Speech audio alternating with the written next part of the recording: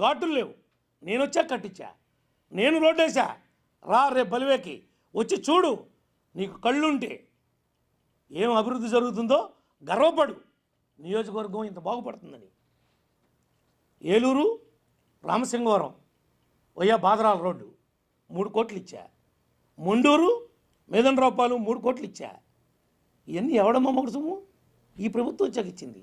నువ్వు ఏడవలేకపోతే, నువ్వు మీ జగన్ సతికిలు పడితే, రోడ్లన్నీ పాడైపోతే మేము గుంటలు పోస్తుంటే ఆనాడు పిలుపునిస్తే గుంటలు పొడచమని కార్యకర్తల దగ్గర సందాలు పోగేసి గుంటలు పుడుస్తుంటే రోడ్డు తవ్వావు అని కేసు పెట్టావు. నా మీదే ధర్మాజిగూడెం పిఎస్లో కేసు ఉంది, చింతలపూడిలో కేసు ఉంది నా మీద. నా నియోజకవర్గం కాపోయినా దేనికి పెట్టారు? నేను రోడ్డు తవ్వేస్తున్నానంట. నాకు నా పక్క కాన్స్టిట్యున్సీలోకి వెళ్ళి మాజీ ఎమ్మెల్యే అక్కడ రోడ్డు తవ్వే పనే ఉంటుందండి. అక్కడ ఏమైనా భూమిలో ఏదైనా సంపద ఉందా? గోల్డ్ బిస్కెట్లు ఏమైనా ఉన్నాయా రోడ్ల కింద నేను తవ్వటానికి? మీరు పెట్టినటువంటి కళ్ళుండి పరిపాలించారా, కళ్ళు లేక గతంలో పరిపాలించారా అని అడుగుతున్నా. ఇప్పుడు కూడా కేసు ఉంది, కావాలంటే చూడండి. రోడ్డు తవ్వాలని పెట్టారు. ఎవరు కంప్లైంటు? విఆర్ఓ.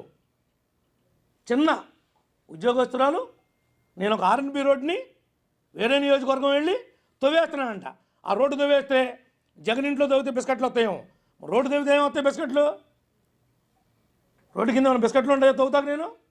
ఇలాంటి కేసులు పెట్టి ఇవాళ ఏదో కేసు పెట్టారంట, కేసు కట్టారంట, లబలబలబలాడుతున్నారంటమ్మా. లబలబలాడతాం చేసిన తప్పుకి, చేసిన ఘోరాలకి. ఇంట్లో ఉన్నటువంటి ఆడపిల్లల్ని రోడ్డు మీద మాట్లాడినందుకు మీ కేసే పెట్టారంటున్నావు. చట్టం ఒప్పుకోదు, డెమోక్రసీ సిస్టంలో ఉన్నాం కాబట్టి. కానీ వంశీగారి నాలుగు ఎదరకు లాగి కోసేయాలి. ఇట్లా నాలుగిట్ట లాగి అక్కడ కోసేయాలి. అప్పుడు కానీ పనిష్మెంట్ సరిపోదు. ఒక్క కేసే అంటారేంటి?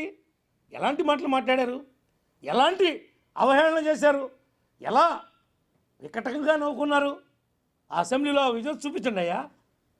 ఎలా నవ్వుకున్నాడు జగను. వీళ్ళు మాట్లాడుతుంటే వాళ్ళు నవ్వుకున్నారు. ఈ మిగిలిన వాళ్ళందరూ కూడా మంది బలం ఉంది కదా అని పేటరేగిపోయి విచ్చలవిడిగా చేసి ఇవాళ ఏదో మాట్లాడుతున్నాడు. వీళ్ళందరూ మాట్లాడుతున్నారు. జగన్ ఎందుకు పోయాడు బెంగళూరు? వంశీ దగ్గరికి రావచ్చుగా, జైలుకి వెళ్ళొచ్చుగా. ఒక దాంట్లో పుట్టి ఇంకో దాంట్లోకి వచ్చాడు కదా వాడు. నీ గూడికిం చేశాడు కదా, నువ్వు తిట్టించావు కదా వాడితో. ఇవాళ వాడు జైలుకి వెళ్ళాడంటే కారణం ఎవడో? జగనే. జగన్ డైరెక్షన్తోనే తిట్టాడు, జగనే ప్రోత్సహించాడు. ఇవాళ పనిష్మెంట్ అనుభవిస్తుంది ఎవడు? ఆ రోజు ఏదో నోరు ఉంది కదా అని మీడియా వాళ్ళు కెమెరాలు పెట్టారు కదా అని మైకులు చూసి రెచ్చిపోతే పనిష్మెంట్ ఉంటుంది, ఉండకుండా ఉండదు. తప్పు చేస్తే. తప్పు చేయనివాడు చాలామంది ఉన్నారు. అందరి జోలికి వెళ్ళరా? ఎందుకని వెళ్తలా? నేను కూడా గతంలో జగన్ గురించి మాట్లాడాను కాబట్టి ఫస్ట్ నన్ను తీసుకుని 67 లోనికి వేశాడు. నన్ను ఎందుకు వేశాడు? కేవలం నువ్వు, నీ బాబు, నీ తాత, నీ చరిత్ర ఇది రక్త చరిత్ర అన్నా. ఇప్పటికీ అంటున్నా, వాస్తవమే అన్నా. నేను సొంత బాబాయినే చంపాడు.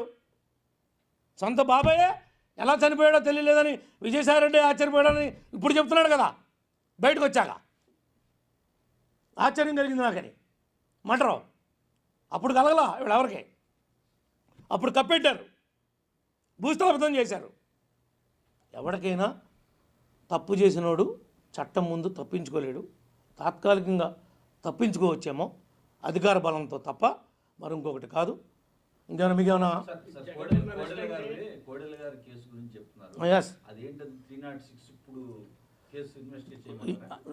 నేను తప్పనిసరిగా కంప్లైంట్ ఇస్తాను. దీనికి కారణం ఆ రోజున ఈ అంబటి రాంబాబు, ఈ జగన్మోహన్ రెడ్డి, అప్పుడున్నటువంటి అధికారులే బాధ్యత వహించాలి. ఆయన మాజీ హోమ్ మినిస్టరు, స్పీకర్ చేశాడు, గౌరవప్రదమైనటువంటి పదవులు చేశాడు, ఇంకా వేరే శాఖలు కూడా చేశాడు. అలాంటి వ్యక్తి పల్నాడులో పుల్లాగా బతికినటువంటి వ్యక్తిని ఎదవ సోఫాలేంటి, టీపాయిలేంటి, కుర్చీలేంటయా అటు బతికేంతయ్యా? 1000 సెట్లు కావాలంటే కొనిస్తా. కోడలు తెచ్చుకోగలరా? 1000 సెట్లు కొనిస్తా కావాలంటే. ఎవరికన్నా చారిటీ ఉంది నా దగ్గర, నేను కొనిపెట్టగలుగుతా. కోడలు తేగలుగుతామా? తప్పనిసరిగా మాట్లాడతాం. మా పార్టీ అధ్యక్షుల వారి దృష్టికి కూడా తీసుకెళ్తాం, ముఖ్యమంత్రి గారి దృష్టికి కూడా తీసుకెళ్తాం. వాళ్ళ మీద 306 సెక్షన్ వస్తుంది. ఎందుకంటే ఆత్మహత్య చేసుకునే విధంగా ప్రేరేపించబడినటువంటి ఆత్మహత్యది. ఆయన ఆత్మహత్య చేసుకుంటానికి కారణం గత పాలకులు అంటే ఎవరైతే అలాంటి సిచ్యువేషన్ క్రియేట్ చేసి ఆయన మానసికంగా ఇంకా నేను బ్రతకూడదు అని నిర్ణయించుకుంటానికి విధంగా థ్రెటనింగ్ చేశారో, ఆ థ్రెటనింగ్ చేసినటువంటి వాళ్ళందరూ ఈ సోకాల్డ్ అంబటి రాంబాబుతో సహా వీళ్ళంతా ముద్దాయిలే అవుతారని చెప్పి నేను ఈ సందర్భంగా మీ దృష్టి